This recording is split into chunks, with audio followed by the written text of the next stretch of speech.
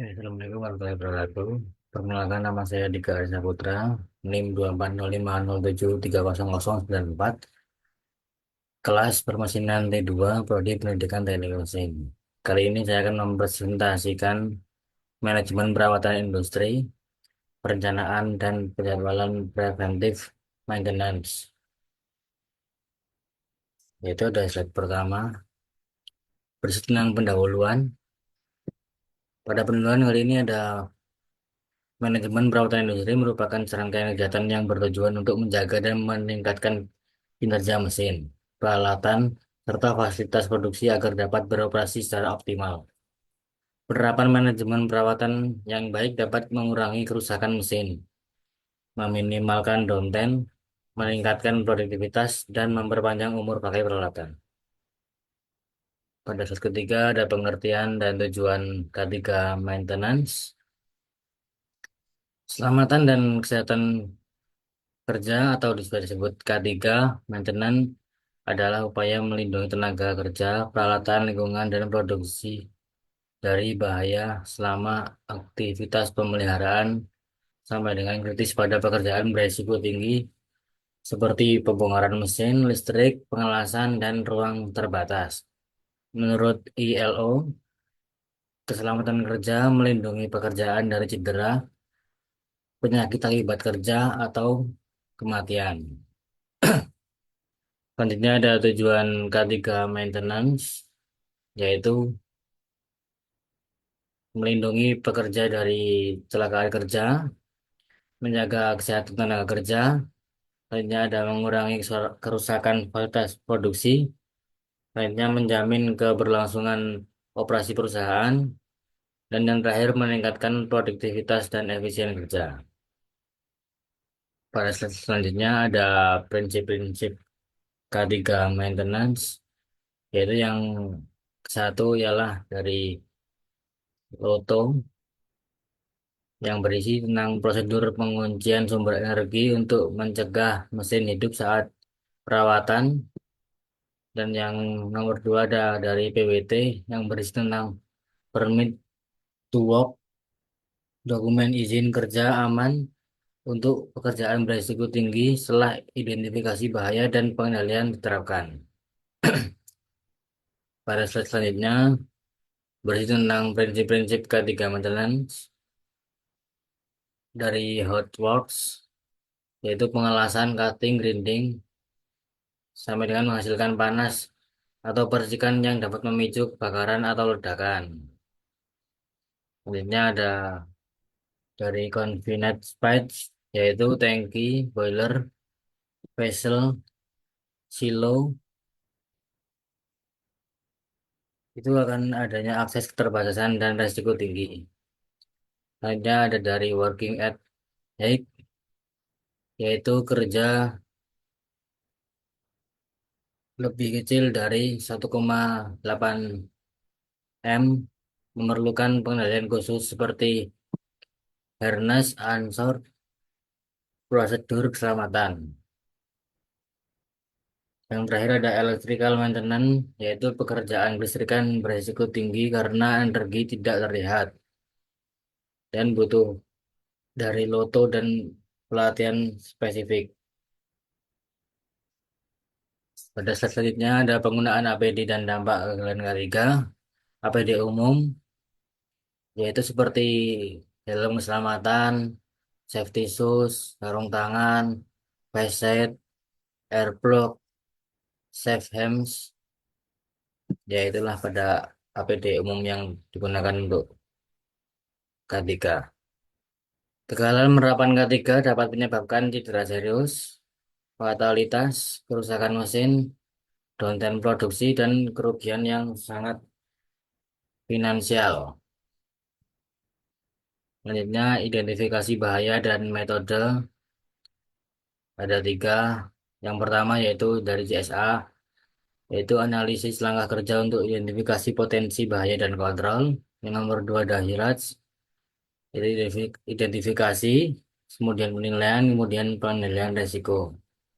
Yang nomor tiga ada HACCP, yaitu analisis deviasi proses untuk temukan penyimpangan dan tindakan pengendali. Selanjutnya, pada slide selanjutnya ada hierarki pengendali resiko. Yang pertama-tama yaitu eliminasi,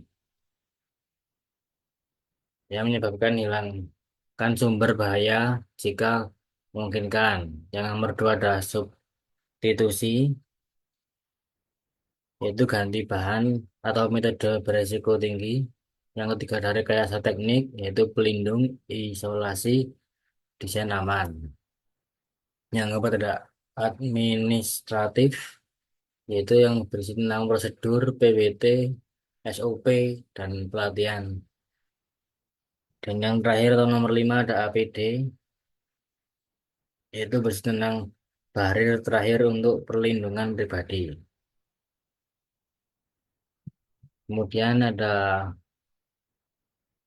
RCA dan failure analysis. Yang pertama-tama yaitu RCA. RCA yaitu menentukan penyebab utama agar masalah tidak berulang. Contohnya 5W. Yang berurutan seperti yang pertama ada mesin berhenti, yang kedua motor rusak, nomor tiga bearing halus, keempat pelumas buruk, kelima atau terakhir jadwal pelumasan tidak berjalan. Yang nomor dua ada fishbone, yaitu menganalisis faktor aman, margin, method, material, environment, dan measurement. Yang nomor tiga ada failure analysis atau FMEA, yaitu mengidentifikasi mode kegagalan seperti RPN, ada severity, occurrence, dan detection untuk prioritas perbaikan. Pada selanjutnya ada grand maintenance dan sustainability, yang berisi tentang perawatan yang mengurangi dampak lingkungan lewat efisien sumber daya alam, pengurangan limbah, dan umur pakai lebih panjang. Berikutnya ada 3R, yaitu reduce, rise, dan recycle dalam praktik maintenance atau oli, suku cadang, dan limbah. Prinsipnya ialah efisien energi, material ramah lingkungan atau biodegradable lubrikan, dan pengurangan limbah. Kemudian ada implementasi dan pengembangan manajemen perawatan. Proses penerapan program perawatan secara sistematis dan terstruktur agar seluruh peralatan dan mesin produksi beroperasi optimal sesuai fungsi. Maintenance bukan lagi sekedar aktivitas perbaikan setelah rusak, melainkan strategi penting perusahaan untuk meningkatkan produktivitas, kualitas produk, dan efisiensi biaya. Kemudian ada manfaat utamanya, yaitu yang pertama-tama mengurangi frekuensi kerusakan mesin, yang nomor dua memperpanjang umur pakai peralatan, nomor tiga ada meningkatkan keselamatan kerja, dan yang terakhir mendukung pencapaian target produksi. Kemudian pada slide selanjutnya yaitu tahap implementasi sistem maintenance. Yang nomor satu, identifikasi dan inventarisasi aset, mencakup tujuan dan data yang dikumpulkan. Pada tujuannya yaitu mengetahui jumlah, jenis, spesifikasi, usia, dan kondisi setiap mesin. Sedangkan data yang dikumpulkan ada nama mesin, nomor identitas, tahun pembuatan, kapasitas, riwayat kerusakan atau perawatan, dan lokasi. Yang nomor dua, analisis tingkat kritisan mesin atau criticality analysis. Ada tujuan dan faktor penimbangan. Pada tujuan yaitu menentukan prioritas perawatan atau mesin berdampak besar mendapat prioritas yang lebih tinggi. Dan faktor pertimbangannya yaitu dampak keselamatan kerja, kualitas produk, kapasitas produksi, biaya perbaikan, dan keser- ketersediaan suku cadang. Masih bertahan di tahap implementasi sistem maintenance. Yang nomor tiga ada penyusunan program maintenance, yaitu yang berisi tentang corrective maintenance, yang berisi tentang perbaikan kerusakan, perbaikan setelah kerusakan, atau bisa sebut biaya awal rendah, resiko downtime tinggi. Kemudian ada preventive maintenance, yaitu perawatan berkala berbasis waktu atau siklus. Contohnya ganti oli per 1.000 jam, cek bearing bulanan, kalibrasi per 6 bulan. Kemudian ada predictive maintenance, monitoring kondisi mesin secara real time menggunakan sensor atau getaran, suhu, tekanan, analisis oli, dan LOT. Kemudian nomor 4 ada implementasi pelaksanaan, membutuhkan koordinasi Departemen Produksi dan Maintenance. Kemudian kunci keberhasilannya yaitu kompetensi teknisi, ketersediaan suku cadang, dan dukungan manajemen dan disiplin SOP.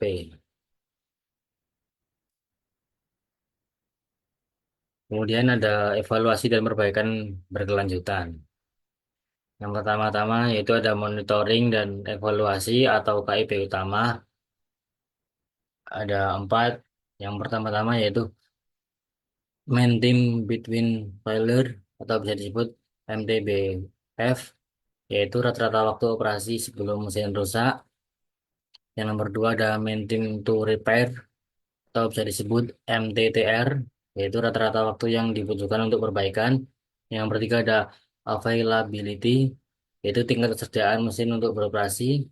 Yang nomor 4 ada overall effectiveness atau OEE, yaitu aktivitas total peralatan atau availability, performance, dan quality. Continuous improvement, yaitu pendekatan manajemen untuk meningkatkan proses kerja dan keandalan secara terus-menerus guna mencegah masalah terulang. Metodenya yaitu ada seperti Kaizen, PDCA, Plan Do Check Out, and RCA, Root Cause Analysis. Kemudian ada budaya kerja dan total Productive Maintenance, TPM. 4 pilar budaya maintenance, kepemimpinan, dukungan anggaran teknologi, pengembangan SDM atau pelatihan teknik atau K3, keterlibatan operator atau merawat kondisi dasar, dan komunikasi yang efektif. Kemudian ada TPM atau Total Productive Maintenance, yaitu pendekatan yang melibatkan seluruh karyawan untuk menaikkan produktivitas dengan 3 target: nol atau 3 zeros, yaitu zero breakdown, zero defense, zero accident. Kemudian ada strategi keandalan mesin, hambatan, dan solusi. Yang pertama yaitu strategi peningkatan keandalan berbasis data, yaitu ada RCM, Reliability Centered Maintenance, yaitu strategi perawatan efektif berdasarkan konsekuensi kegagalan untuk dioptimasi biaya dan menurunkan downtime. Ada FMEA, Failure Mode and Effects Analysis, yaitu berisi tentang analisis preventif untuk memprioritaskan potensi kegagalan sebelum terjadi. Kemudian ada Predictive Maintenance, LOT, yaitu memantau kondisi aktual mesin secara real time lewat sensor.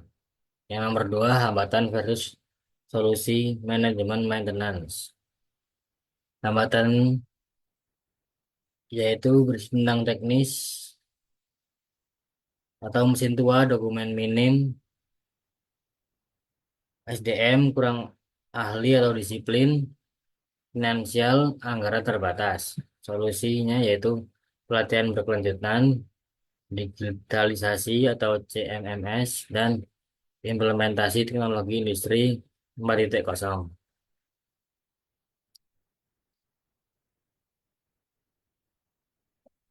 Kemudian ada kesimpulan, manajemen perawatan industri bukan sekedar perbaikan mesin yang rusak, melainkan strategi menyeluruh yang mencakup penerapan K3, preventive maintenance, identifikasi bahaya, dan pengendalian risiko secara sistematis. Dengan mengintegrasikan metode seperti Loto, PWT, FMEA, RCA, dan TPM, serta dievaluasi melalui KPI seperti MTBV, MTTR, dan OEE.